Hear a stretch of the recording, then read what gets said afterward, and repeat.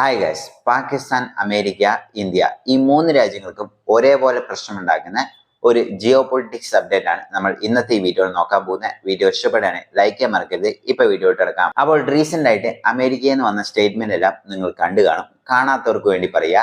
അതായത് America recent ആയിട്ട് പാകിസ്ഥാനെതിരെ ഒരു അലിഗേഷൻസ് പറഞ്ഞു. അത് എന്താണെന്ന് വെച്ചാൽ അതായത് പാകിസ്ഥാൻ ഇപ്പോൾ പുതിയതായിട്ട് ഒരു വെപ്പൺ ഉണ്ടായിക്കൊണ്ടിരിക്കുക, അതായത് ഒരു ബാലിസ്റ്റിക് മിസൈൽ ഉണ്ടായിക്കൊണ്ടിരിക്കുകയാണ്. ഇതിന്റെ റേഞ്ച് എന്ന് പറയുന്നത് അമേരിക്കനെ പോലും പോയി അതായത് ഡിസ്ട്രോയ് ചെയ്യാൻ രീതിയിൽ, അതായത് അത്രമാത്രം കിലോമീറ്റർ സഞ്ചരിച്ചു പോകാൻ കഴിവുള്ള ഒരു ഇന്റർ കോണ്ടിനെന്റ് ബാലിസ്റ്റിക് മിസൈൽ ഇപ്പോൾ അവർ പ്രൊഡക്ഷൻ ചെയ്തുകൊണ്ടിരിക്കുന്നത്.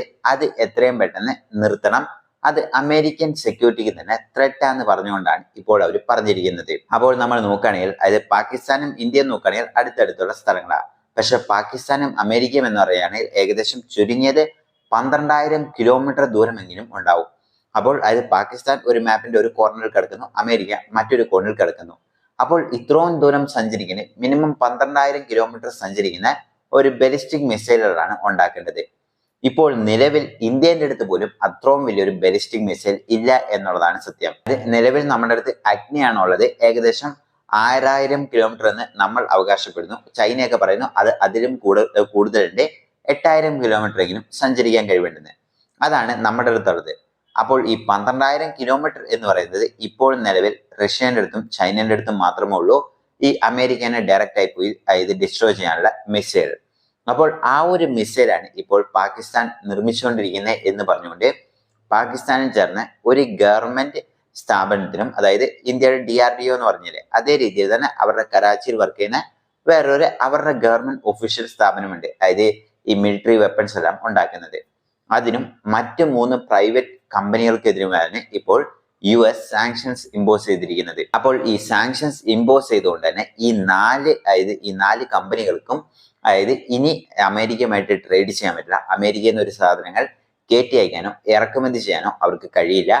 അതുപോലെ തന്നെ മറ്റൊരു പ്രശ്നം എന്താണെന്ന് വെച്ചാൽ അമേരിക്കൻ ബാങ്കുകളിലോ അതുപോലെ തന്നെ ഷിഫ്റ്റ് പേയ്മെന്റിലോ ഇവർക്ക് എന്തെങ്കിലും ഫണ്ടുകളെല്ലാം ഉണ്ടെങ്കിൽ അതെല്ലാം തന്നെ കംപ്ലീറ്റ് ആയിട്ടും ഫ്രീസ് ചെയ്യും എന്നുള്ളതാണ് സാങ്ഷൻസ് പറയുന്നത്. അപ്പോൾ ഇതിന് പാകിസ്ഥാൻ എങ്ങനെയാണ് റിയാക്ട് ചെയ്തിട്ടുള്ളത് എന്ന് നമുക്ക് നോക്കാം. അപ്പോൾ നമ്മൾ നോക്കുമ്പോൾ അതായത് ഈ അമേരിക്കയുടെ കൺസേൺ എന്ന് പറഞ്ഞാൽ ഈ 12,000 കിലോമീറ്റർ അല്ല, അതായത് അമേരിക്കനെ എന്തായാലും പാകിസ്ഥാൻ പോയി അറ്റാക്ക് ചെയ്യാനുള്ള ഒരു ശക്തി പാകിസ്ഥാനിൽ തിന്നില്ല, ഇന്ത്യനെ പോലും അവർക്ക് അറ്റാക്ക് ചെയ്യാനുള്ള ശക്തിയില്ല. അപ്പോഴാണ് അവർ അമേരിക്കനെ പോയി അറ്റാക്ക് ചെയ്യുന്നത്. പക്ഷേ ഇവിടെ നമ്മൾ ജിയോ പൊളിറ്റിക്സിൽ എടുത്തു നോക്കുമ്പോൾ ഏറ്റവും പ്രത്യേകം ശ്രദ്ധിക്കേണ്ടതെന്ന് വെച്ചാൽ അതായത് അമേരിക്ക പാകിസ്ഥാന്റെ ഈ ഒരു ഡെവലപ്മെന്റ് ഏറ്റവും കൂടുതൽ കൺസേൺ ആയിരിക്കുന്നത് ഇസ്രായേലിന്റെ പ്രസൻസ് കാരണമാണ്. അതായത് 12,000 കിലോമീറ്റർ എന്ന് പറയുമ്പോൾ അമേരിക്കനെക്കാട്ടും കൂടുതൽ അമേരിക്ക കൺസേൺ ഇസ്രായേലിന്റെ ഏത് ഭാഗം വേണമെങ്കിലും, അതായത് മിനിമം 3,000 കിലോമീറ്റർ ഉള്ള റേഞ്ചുള്ള ബാലിസ്റ്റിക് മിസൈൽ തന്നെ പാകിസ്ഥാനിലേക്ക് കിട്ടിക്കഴിഞ്ഞാൽ അത് ഇസ്രായേലിനെ ഡിസ്ട്രോയ് ചെയ്യാൻ പറ്റുമെന്ന് അമേരിക്കയ്ക്ക് നല്ലവണ്ണം അറിയാം.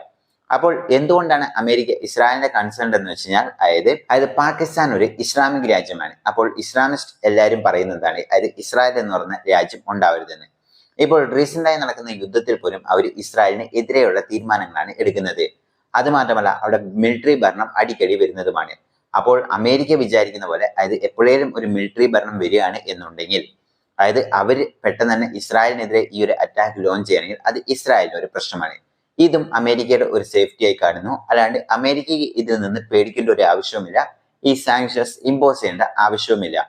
അപ്പോൾ പാകിസ്ഥാൻ ഇതിന് പറഞ്ഞിരിക്കുന്നത് കഴിഞ്ഞ എത്രയോ വർഷങ്ങളായിട്ട് ഞങ്ങൾ ഒരു പട്ടിയെ പോലെ നിങ്ങളുടെ മുന്നിൽ വാലാട്ടി നിന്നു, എന്നിട്ടും ഞങ്ങൾക്കെതിരെ മാത്രം നിങ്ങൾ ഇങ്ങനെ ചെയ്യാൻ പറ്റുമോ ചേട്ടാ, ഞങ്ങൾ നിങ്ങളുടെ അടിമയല്ലേ എന്നൊക്കെ ചോദിച്ചുകൊണ്ട് അവർ പറഞ്ഞു. അതിൻ്റെ ഒപ്പം തന്നെ അവർ പറഞ്ഞ കാര്യം എന്താ വെച്ചാൽ അതായത് ഇതിനെക്കാട്ടിലും ശക്തി കൂടിയ, അതായത് പാകിസ്ഥാന്റെ അടുത്ത് ഇപ്പോഴുള്ള ഏറ്റവും ശക്തിയുള്ള ബാലിസ്റ്റിക് മിസൈൽ എന്ന് പറയുന്നത് ഷാഹിൻ 3 ആണ്. അതായത് ഇത് ഏകദേശം 2,700 കിലോമീറ്ററോളം സഞ്ചരിക്കും. അപ്പോൾ ഇസ്രായേൽ അതിൽ നിന്നും എസ്കേപ്പ് ആണെന്ന് നമ്മൾ ഓർക്കണം. അപ്പോൾ ആ ഒരു മിസൈലിനെക്കാട്ടിലും ശക്തി കൂടിയത് അഗ്നിയെല്ലാം ഇന്ത്യന്റെ അടുത്തുണ്ട്. ഇന്ത്യ പുതിയതായിട്ട് സൂര്യ തുടങ്ങിയ മിസൈലുകളെല്ലാം തന്നെ ഏകദേശം 12,000 to 16,000 കിലോമീറ്റർ റേഞ്ചുള്ള ആ മിസൈലെല്ലാം ഡെവലപ്പ് ചെയ്തുകൊണ്ടിരിക്കുക. അവർക്കെതിരെ ഒന്നും ചെയ്യാതെ ഞങ്ങൾക്കെതിരെ മാത്രം എന്തുകൊണ്ടാണ് ചെയ്യുന്നത്? ഇത് കൃത്യമായി ബയാസ്ഡ് ആയിട്ടുള്ള തീരുമാനമാണെന്നാണ് അവർ പറയുന്നത്. അപ്പോൾ ഇതിന് നമ്മൾ നോക്കുമ്പോൾ എന്തുകൊണ്ടാണ് ഇന്ത്യനെ അമേരിക്ക ഒന്നും തന്നെ ചെയ്യാത്തത്? അപ്പോൾ നമ്മൾ നോക്കുകയാണെങ്കിൽ 2014 to 2017 ആ ഒരു റേഞ്ചിലാണ് നമ്മൾ കുറേ മിസൈലുകൾ, അതായത് ഈ ലോങ് റേഞ്ച് മിസൈലുകൾ തന്നെ കൂടുതലും ടെസ്റ്റ് ചെയ്തത്. അപ്പോൾ ആദ്യമെല്ലാം തന്നെ അമേരിക്ക ഒന്നും രണ്ടും വാണിംഗ് എല്ലാം കൊടുത്തിരുന്നു, അതായത് ഇന്ത്യ അങ്ങനെ ചെയ്യുന്നു ഇങ്ങനെ ചെയ്യുന്നു എന്ന്. പക്ഷെ ഇവിടെ നോക്കാനുള്ളത് ജിയോ പൊളിറ്റിക്സ് അപ്ഡേറ്റുകളാണ്. ഇന്ത്യ ഡെവലപ്പ് ചെയ്തിട്ടുണ്ടെങ്കിലും ഇന്ത്യ ഒരു ഡെമോക്രറ്റിക് രാജ്യമാണ്. നാളെ ഒരു ഇസ്ലാമിക് ഭരണകൂടത്തിൻ്റെയോ അല്ലെങ്കിൽ ഏതെങ്കിലും പർട്ടിക്കുലർ ഭരണകൂടത്തിന്റെ കീഴിൽ മാത്രം വരില്ല. അതായത് ഒരു ഇൻഡിപെൻഡന്റ് ഭരണകൂടം ഭരിക്കാൻ പറ്റില്ല, ഇതൊരു ഡെമോക്രസിയാണ്. രണ്ടാമത്തെ കാര്യം, നമ്മൾ ഇസ്രായേലുമായിട്ട് നല്ല ബന്ധമുണ്ട്. നമ്മൾ അമേരിക്കനെക്കാട്ടും നല്ല ബന്ധം ഇസ്രായേലുമായിട്ടും ഉണ്ട്. അപ്പോൾ ഇത് അവിടെയും ത്രെട്ടായി അവർക്ക് നോക്കേണ്ട ആവശ്യമില്ല. ഇനി മൂന്നാമത്തെ കാര്യം നമ്മൾ നോക്കുകയാണെങ്കിൽ ഇന്ത്യയുടെ മാർക്കറ്റ് തന്നെയാണ്. അതായത് ഇപ്പോൾ ഇന്ത്യക്കെതിരെ സംസാരിക്കാൻ ഈ ലോകത്ത് ഒരു രാജ്യത്തിനും കഴിയില്ല. അതായത് ഇപ്പോൾ അമേരിക്ക സംസാരിക്കുകയാണെങ്കിൽ അമേരിക്കന്റെ പല പ്രൊഡക്ട്സ്, ഗൂഗിൾ, ആപ്പിൾ, മെറ്റ തുടങ്ങിയ സർവീസുകളെല്ലാം തന്നെ മര്യാദയ്ക്ക് ജീവിച്ചു പോകുന്നത് തന്നെ ഇന്ത്യൻ മാർക്കറ്റ് ഉപയോഗിച്ചുകൊണ്ടാണ്. ഇന്ത്യയിൽ നിന്ന് ഇവരെല്ലാം തന്നെ കിടക്ക് പുറത്ത് എന്ന് പറഞ്ഞു കഴിഞ്ഞാൽ അത് അമേരിക്കയുടെ എക്കണോമി തന്നെ കൊളാപ്സ് ആവുമെന്ന് നല്ലവണ്ണം അറിയാം. ഇതുകൊണ്ട് തന്നെ അമേരിക്ക, അതായത് നോർത്ത് കൊറിയനെ ഒതുക്കിയ പോലെയോ അല്ലെങ്കിൽ ഇറാനെ ഒതുക്കിയ പോലെയോ മറ്റ് രാജ്യങ്ങളെ ഒതുക്കി വെച്ച പോലെ തന്നെ ഇന്ത്യനെ ഒരിക്കലും വെക്കാൻ കഴിയില്ല എന്ന് അമേരിക്കയ്ക്ക് നല്ലവണ്ണം അറിയാം.